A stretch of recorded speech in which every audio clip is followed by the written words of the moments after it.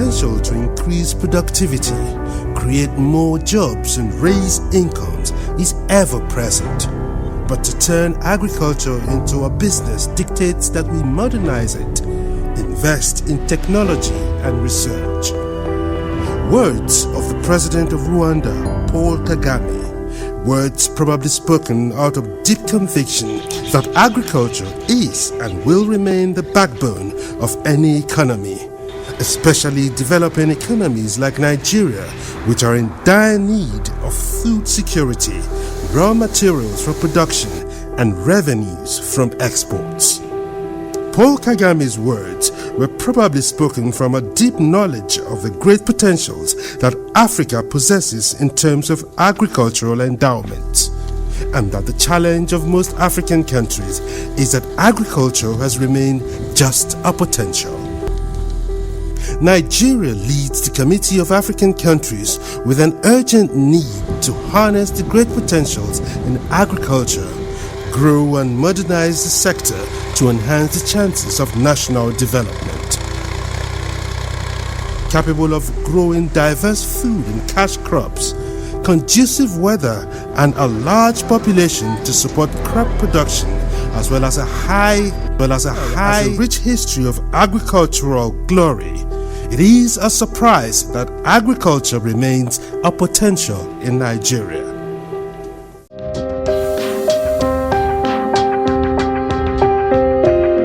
Farmers Market is designed to stimulate a change of attitude towards agriculture. It promotes Nigeria's agricultural prowess, celebrates successes, identifies the challenges besetting the sector, and advocates policies and programs that will help grow Nigeria's agro-economy.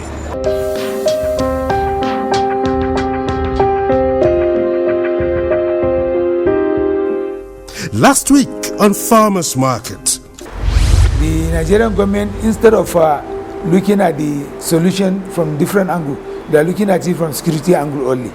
And that security angle says urea is used as explosive, so don't sell it.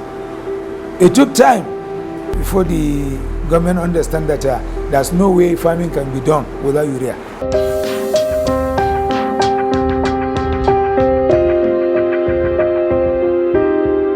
This week we will be keeping track on the twin issue of tomato crisis and the rising cost of fertilizer as the cropping season gets underway. Varieties of highly nutritious rice in Abakaliki, Ofada, Kano, yet Nigeria wastes billions on rice importation. Cocoa in the southwest, and yet top dollar is spent on imported chocolate and beverages. Fruits rot in Benue, Nasarawa, Kogi, yet imported juice line the shops.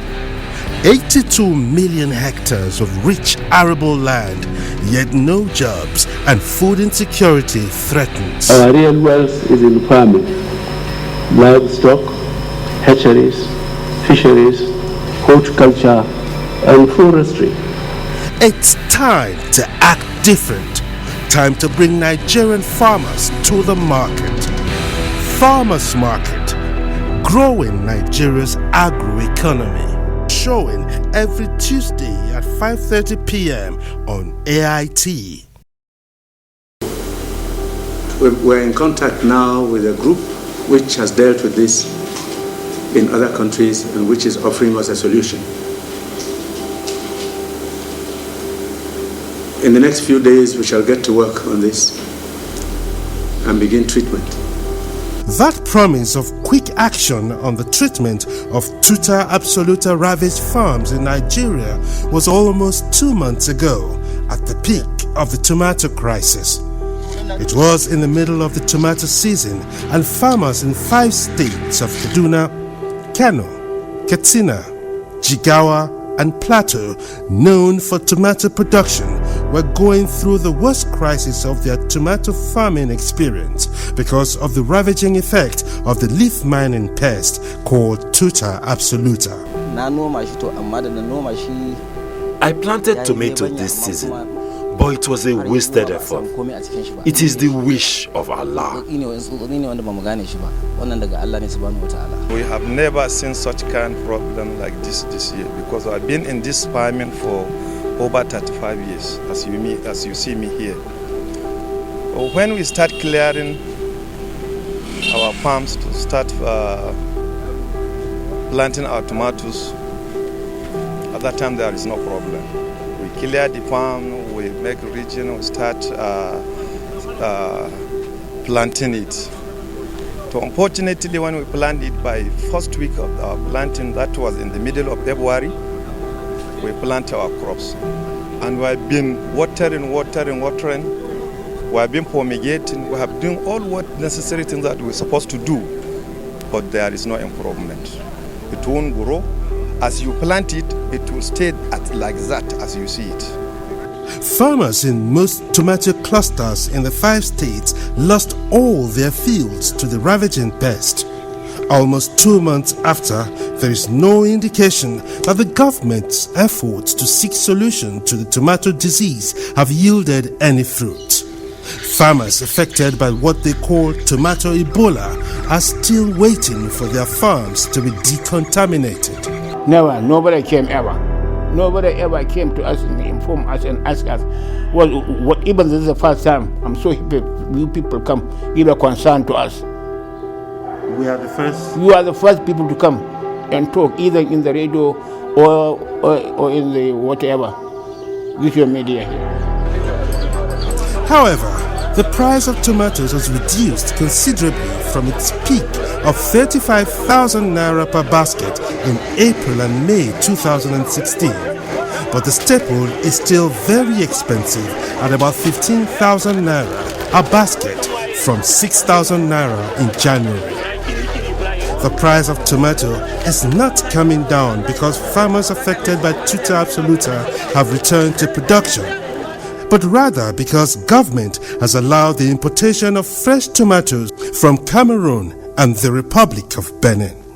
Nigeria consumes about 2.3 million tons of tomatoes annually, while local production is about 1.8 million tons, of which about 750,000 tons goes to waste because of lack of storage and processing facilities.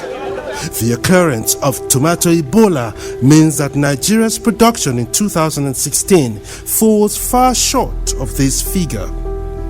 The disease is still ravaging tomato farms across the country, especially in the northern part of Nigeria. Worldwide, tuta is a difficult pest to control. Very, very difficult to control. Because the life cycle, there's a lot of mutation. What I mean by mutation is that the larva, the insect itself changes from one point to another, that the chemical that was suitable for treating it or for killing it can no more at a particular point in time kill, especially if you use one particular kind of chemical to treat it over a very long. So you need a combination of different methods, and those we have highlighted. The last meeting we had in Kano, we explained that to the farmers. And the essence of doing that was to let them see practically, to even have a feel of what we are talking about. Let them see what the life cycle looks like. Let them see the difficulties in controlling this and the management processes that we need to put in place for it to be controlled. We need to pass that information to all these farmers and to the representatives so that when they go back, they will inform every other farmer. We are not able to gather all the farmers in the whole state as of the moment yet. But what we want to do following this initial sensitization is to gather them in large groups. To say, okay, this is what you should do when you have this kind of situation. That is our next step. Despite tomato imports from the neighboring countries and the local production with the aid of greenhouse technology, which accounts for 25% of tomatoes in the market today, the price is still on the high side. The implication of this is that Nigeria now imports tomato paste from China and India, and also imports fresh tomatoes from neighboring Cameroon and Benin Republic. It will be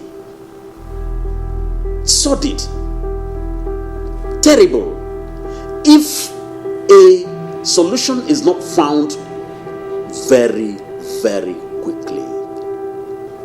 To the extent that you will now open the gates, open the borders, and feed our neighboring countries, while farmers in-house are famishing. Therefore, the earlier we found a solution, the better for everybody. For the economy, in terms of reducing capital flight, yes.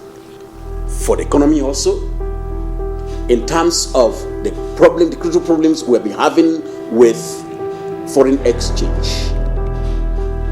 For the farmers, in terms of finding market for them. For the farmers, again, in terms of sustaining their livelihoods. For the factories, in terms of sustaining the track of their raw materials. Now, government's projection of self-sufficiency in tomato paste production by the end of the year may just be a pipe dream.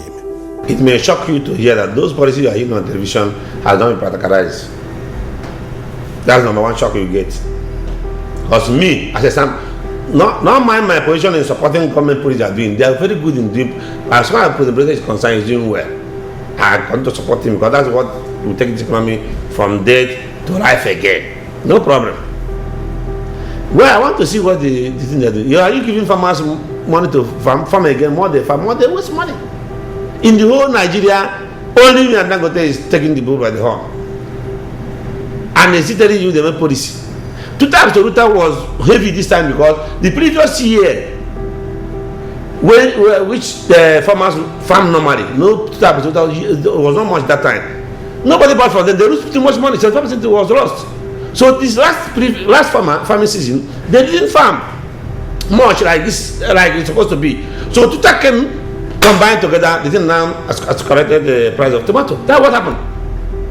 So not really, it will have been happening.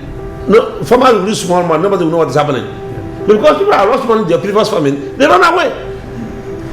So simple thing, if they have helped people like us to that time the tomato, that's what I did. I'm producing now because the one I conserved last year, last season, it was I'm still using to produce now. Based on my small capacity. I made it when we did for innovation, we tried it and it worked, and we conserve small as our money. But we still need bigger investment there.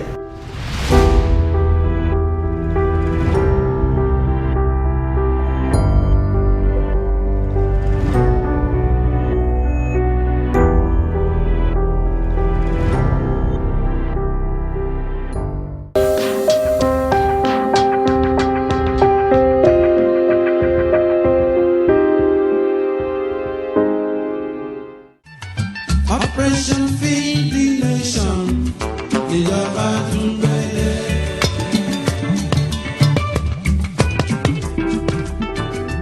From the days of Operation Feed the Nation, an agricultural revolution program put in place by the then military regime of General Olusegun Obasanjo in 1976, through President Shehu Shagari's Green Revolution program, to the agricultural transformation agenda of the last administration. Input support for Nigerian farmers has always received prominent attention in government agricultural policies. A major reason for this is the high cost of farming inputs. Over the years, average prices of major farming inputs such as sprayers, tractors, and agrochemicals have been on the increase. The consequence of the twin challenge of the high cost of farm input and the absence of investable fund is usually the high cost of agricultural production, if farmers are not discouraged altogether. And of course, the ripple effect on the cost of food. Most farm inputs are imported, making procurement difficult, especially with the cost escalation arising from the depreciating naira exchange rate. Another challenge of agricultural inputs in Nigeria is that of storage. With poor and inconsistent offtake arrangement, farmers and middlemen are often forced to employ substandard methods to store harvests. A typical example is the current European Union 3-year ban of Nigerian beans because of the presence of high levels of toxic pesticides. The major challenges which are consequent, to the suspension are what government is seriously addressing now, like the quarantine. We are supposed to be at the ports, to ensure that every agricultural produce that is leaving this country passes through quarantine inspection and certification. At the moment, we are not there, but submission has been made to the relevant authorities. The federal government is looking into it to ensure that that is addressed. The most painful part of the whole thing, which I believe may be responsible for this 3 years additional suspension, is the fact that during this ban, someone was able to export beans to the UK, and that is pathetic. These are some of the reasons why the Nigerian government has often initiated farm input subsidy programs to aid food production, job creation, and revenue generation from agriculture. However, poor implementation, policy somersault, and sometimes brazen corruption have been the bane of such input subsidy programs. The last input subsidy scheme of the Nigerian government was the Growth Enhancement Support Scheme, GES, initiated by the immediate past Minister of Agriculture, Akinwumi Adesina. From 2011, when the program came on stream, until 2014, when funding for the scheme ceased, the program was hailed as one of the most successful policies of the past administration. The input supply and assistance package under the GES was a turning point. I will not say it was perfect, but I know that for the first time, the electronic wallet and the redemption pattern made it possible for very good quality products in terms of seeds, fertilizer, packages, seedlings, and some extension service got to the farmers. And it is easy to see today that it worked, because what we have today is a situation where a country that used to import so much food can no longer import that much just because of the macroeconomics. Essentially, the cost of obtaining foreign exchange rose sharply, and even when you import, it's expensive, and most of the population cannot afford it. So we are relying more, unlike before, on locally grown food. 2015 was an election year, and as is always the case in Nigeria, development programs suffered due to their relegation in the funding order. The Growth Enhancement Scheme suffered the same fate despite its importance to national food security. By the time the administration of President Muhammadu Buhari came on board, the government was already defaulting in payments for farm input supplies. That is one of the problems confronting farm input supplies till today.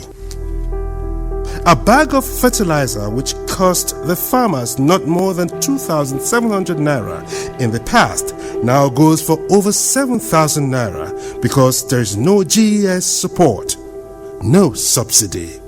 We've written a series of letters informing the Federal Minister of Agriculture that delay is dangerous, because what has to do with the farming is especially the rainfall. You cannot control it. It's natural and it has time. Now, if you don't pay us on time, we cannot go to foreign countries and bring in inputs on time. And that's exactly the position we are. Now, we appreciate the Minister of Agriculture rethinking, talking about how much we waste as Nigerians to import things that we can actually produce in this country. But you see, action must be backed by cash. Now, had it been we were paid this money 3, 4, 5 months back, we wouldn't have been in this situation that the fertilizer is not available. and we would have bought the fertilizer when the dollar is still not stronger, is still not as high as it is now. So, but virtually now, even if you say we are importing, we have problem of forex. You have to source your forex in the foreign market, and that will definitely increase the cost of your importation. And the farmer will bear that. Now, the impact right now is farming has started. The GS has not even started. Nigerian farmers who are still grappling with poor access to inputs, especially fertilizer, are far from benefiting maximally from the right quality and appropriate application of such inputs to improve agricultural yield. We have abundance of almost everything needed to make fertilizers. So investments, massive investments like the type Dangote is doing into fertilizers, resuscitation of the other fertilizer plant at One. That fertilizer plant at One used to be one of the most efficient in the world. It operated up to 105 in those days. Get it back on stream, let the Dangote's fertilizer plant come on stream, let others come on stream. Then you begin to develop fertilizer blending plants. You can support, Bank of Agriculture can do that. Even Bank of Industry, support the development of fertilizer blending plants and have more brand names in different localities. Then the next thing will be to have soil doctors. See the way it should go. Just like if you are sick, you go to the lab and get tested, then the prescription is given to you. All the soils are not the same. We are not blessed with huge topsoil in this country. Some places you go in the world, topsoil is more than 1 meter. In Nigeria, if you see topsoil anywhere that is 1.5 foot, then that place is exceptionally rich. Most places, our topsoil is degraded, about 6 inches, 8 inches, and we overcrop it and we do not do conservation. We use the wrong type of fertilizer, etc. Then you do testing of the soil, map the soil, and recommend fertilizer specific for that soil. You will see that the yield we have seen go up will go up even more and make more food available.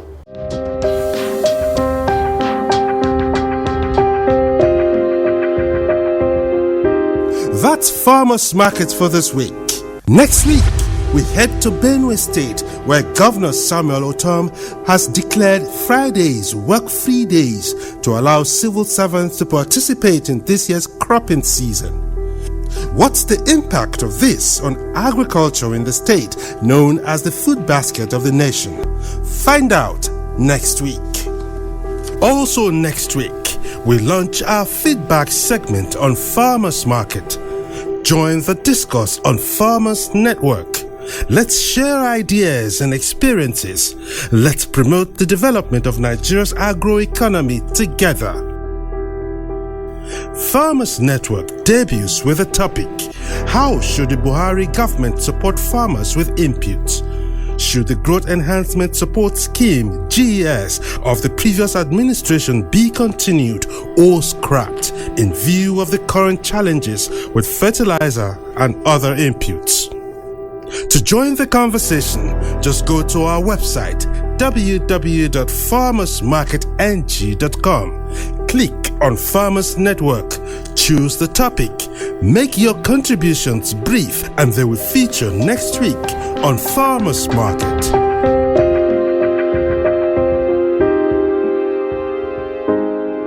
You can see this program again whenever you want to. Just visit our website www.farmersmarketng.com. For feedback and sponsorship considerations, please contact us on 009 566 0090. Email us on info@farmersmarketng.com. Follow us on Twitter @farmersmarketng. And like our Facebook page. It's facebook.com/farmersmarketng. Farmers Market returns same time, same station next week. Thanks for watching.